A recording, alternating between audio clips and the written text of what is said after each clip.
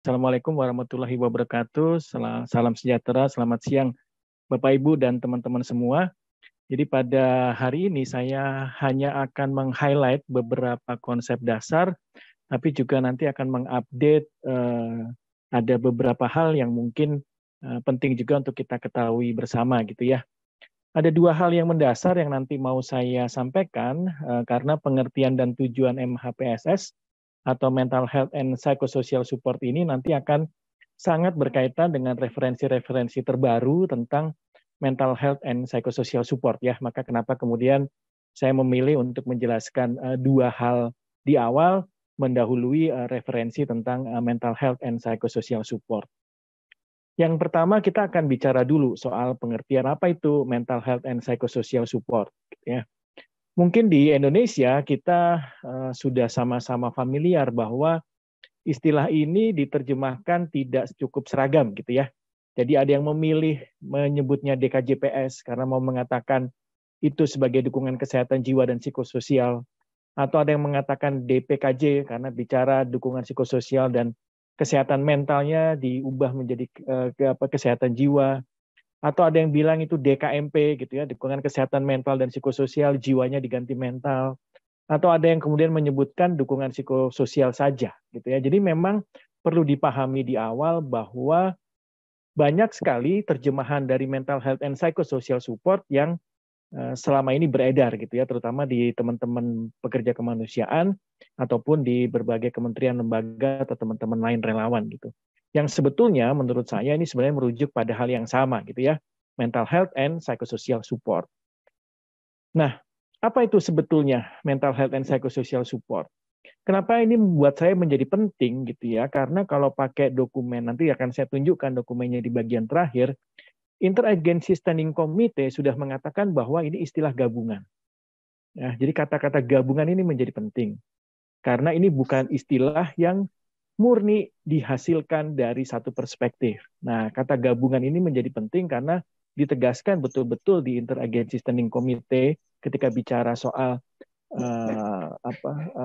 panduan mental health and psychosocial support in emergency setting, sangat disadari bahwa ini adalah istilah gabungan.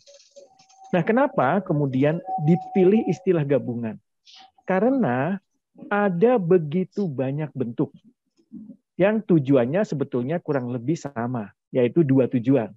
Pertama, kita bicara bagaimana menjaga, kita bicara bagaimana memelihara agar tiap orang, tiap penyintas mempertahankan kesejahteraan psikososialnya.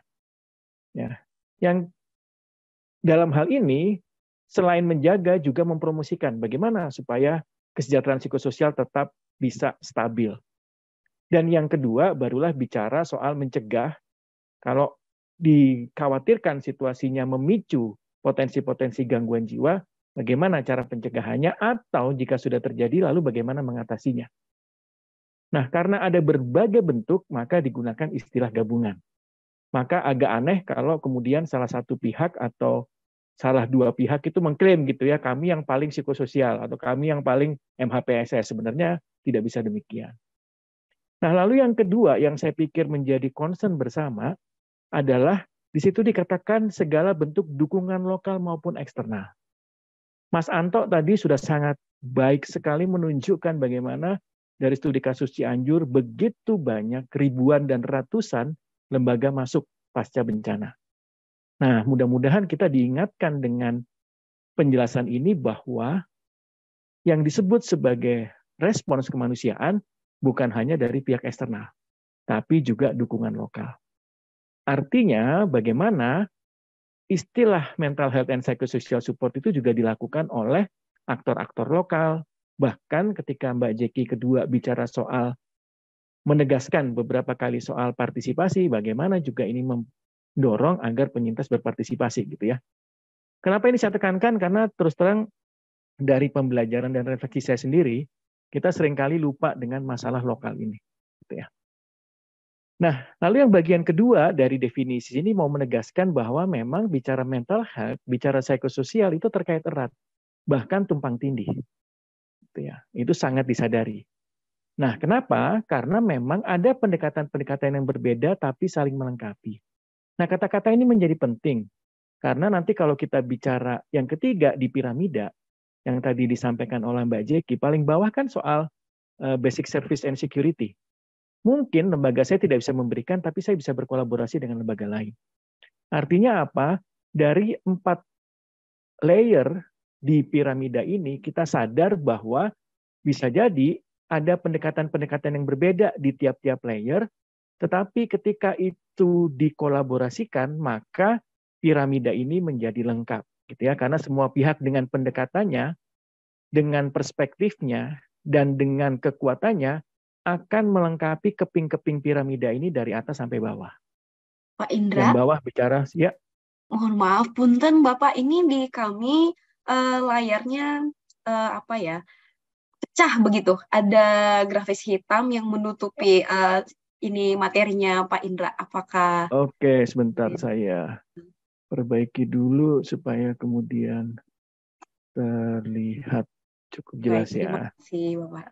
Sebentar ya. Oke, saya coba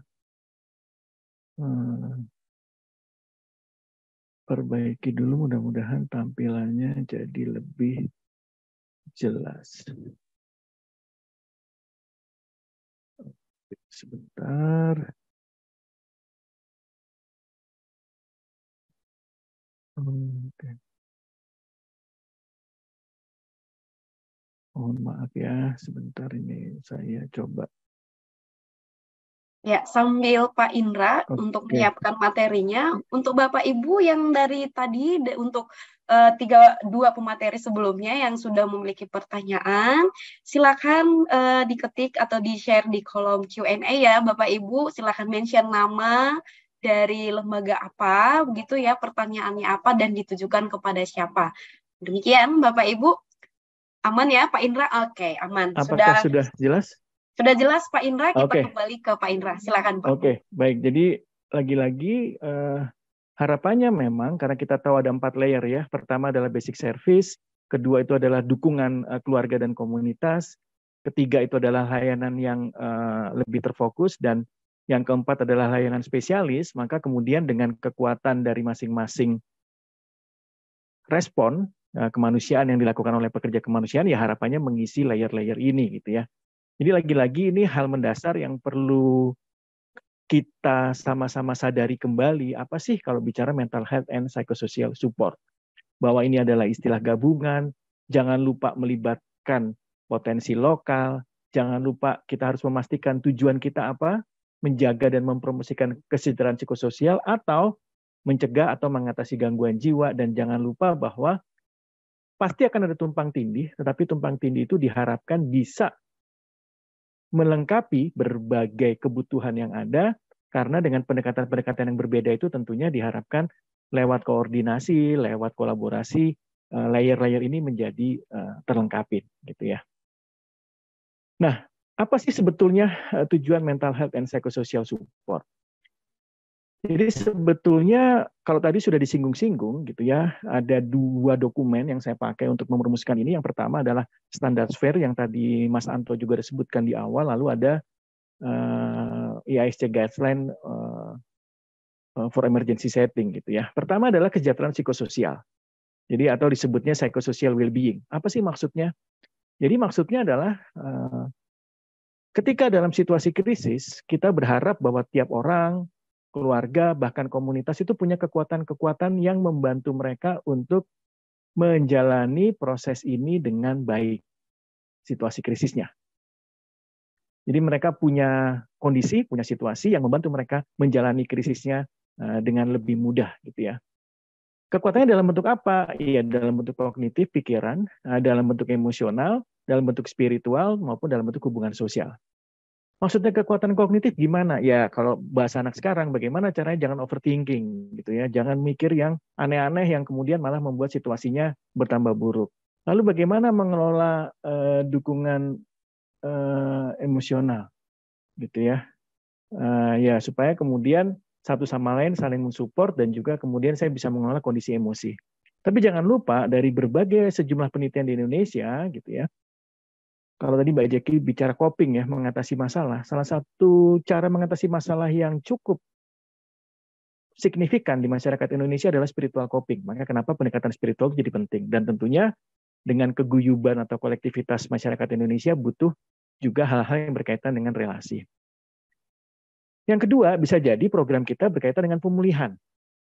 Nah, kalau tadi kesejahteraan itu bisa dilakukan di prabencana, gitu ya, menjaga supaya komunitas bisa mengembangkan ini sehingga mereka punya resilience. Tapi ketika dalam situasi krisis, pasca krisis ya pemulihan. Gimana nih supaya faktor psikologis, faktor sosial, proses mental, relasi, keberfungsian semua berjalan. Nah itu yang disebut sebagai pemulihan psikososial. Nah, ada 4 aspek yang biasanya menjadi target dari program Mental Health and Psychosocial Support. Bisa bicara soal pengetahuannya, ya, pengetahuan baru, informasi baru, keterampilannya, ya dia punya skill gitu ya, atau kesejahteraan emosional maupun kesejahteraan sosial. Ya, kalau kesejahteraan emosional artinya bisa mengelola emosi dengan baik. Kesejahteraan sosial artinya tadi fungsi sosial, keberfungsian sosial, relasi. 4 ini yang biasanya menjadi tujuan dari sebuah intervensi dalam bidang mental health and psychosocial support. Nah, tapi sebenarnya dari mana sih kita bisa dapat informasi-informasi terbaru atau hal-hal yang mempertajam, memperbaiki, dan memperkuat program yang kita buat? Pertama, sebetulnya Bapak, Ibu, dan teman-teman sekalian, salah satu sumber utama yang selama ini saya gunakan adalah yang dari interagency-standing-committee.org gitu ya. Masuk ke sana, nanti Bapak Ibu bisa menemukan dan teman-teman juga bahwa di pojok kanan atas itu ada yang namanya resources gitu ya. Apa sih isinya gitu. Nah, di situ nanti kita akan bisa melihat bahwa ada 2 bagian utama. Jadi ada guidance dan ada products gitu ya. Nah, di sini isinya macam-macam. Ada SOP, ada rangkuman, ada bahan bacaan, ada panduan, pedoman, semuanya lengkap. Jadi kita bisa mengupdate informasi-informasi dari sini. Jadi tiba-tiba koneksi drop ya. Jadi putus. Mohon maaf Bapak Ibu, teman-teman semua. Ya tadi saya melanjutkan, ini ada sebetulnya kita bisa mencari di sini ya, di ujung paling kanan itu adalah resources, kita bisa cari. Dan ada 2 gitu ya, ada yang isinya guidance gitu, ada yang isinya products gitu ya. Jadi silahkan cari apa saja yang kemudian dibutuhkan. Nah, saya mau memperlihatkan bahwa misalnya ini sebetulnya isinya dari IASC itu macam-macam. Ada yang tentang gender, ada yang tentang coordination, ada yang tentang COVID-19, ada yang tentang health. Tetapi yang saya tampilkan di sini adalah yang betul-betul bicara soal mental health and psychosocial support. Dokumen yang paling populer itu yang paling kanan ya. Kayaknya semua yang terlibat di mental health and psychosocial support itu pasti tahu ya IASC guidelines gitu ya. Nah, tapi jangan lupa ada dokumen terbaru itu 3 yang paling kiri. 3 yang paling kiri itu adalah handbook. Bicara yang pertama itu soal coordination. Nah, ini menarik ya karena nggak banyak dibahas, tetapi sebetulnya dalam konteks mental health and psychosocial support sudah ada dokumen terbaru Desember 2022 kalau nggak salah ini muncul. Lalu yang kedua, yang nomor 2 dari kiri itu ada yang namanya sekarang mental health and psychosocial support minimum service package. Jadi kalau dalam situasi krisis, apa sih yang terutama, apa sih yang paling mendasar yang segera harus diberikan. Jadi disebut sebagai minimum service package. Ini juga Desember 2022 kalau nggak salah baru keluar. Nah yang ketiga itu agak lebih lama karena kalau nggak salah September ya 2021 kalau nggak salah. Nah ini bicara soal monitoring and evaluation. Karena apa? Seringkali jadi masalah. Orang nggak tahu gimana caranya memonef program mental health and psychosocial support. Nah ini sekedar contoh saja gitu ya. Sebetulnya di buku ini disebutkan nih soal coordination. Banyak bicara tentang technical working groups.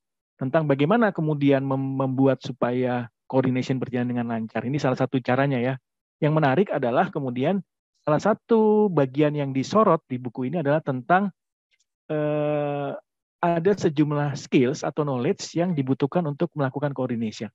Jadi kalau teman-teman suka bikin pelatihan gitu ya, untuk meningkatkan kapasitas, sebetulnya pelatihan dalam hal soal kolaborasi, untuk soal bagaimana open mind, inclusive, listen and communicate, itu jadi hal-hal yang penting.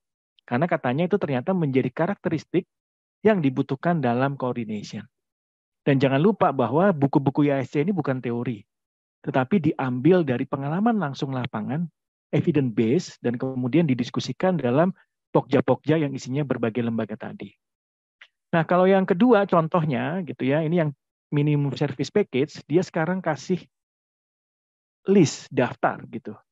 Terutama kalau kita mau melakukan apa? Kalau kita mau MHPSS program activities, apa sih yang disarankan jadi prioritas? Nah, cuman kalau mau membahas ini lebih detail, kalau nggak salah besok ya, di sesi besok saya akan bahas teknik psikososial. Dan isinya adalah saya akan kupas beberapa hal yang sebetulnya dijadikan minimum service package dalam situasi darurat, mana yang harus diprioritaskan. Itu bisa dibahas besok gitu ya. Dan terakhir ini bicara soal monitoring and evaluation gitu ya. Gimana kemudian diajarkan bahwa kita harus punya goal, lalu kita punya outcome. Outcome-nya di level apa? Community kah? Person kah? Gitu ya. Lalu kemudian akan dibuat detail-detail turunan dari outcomes, dari goals itu seperti apa. Nah, itu kurang lebih update-nya.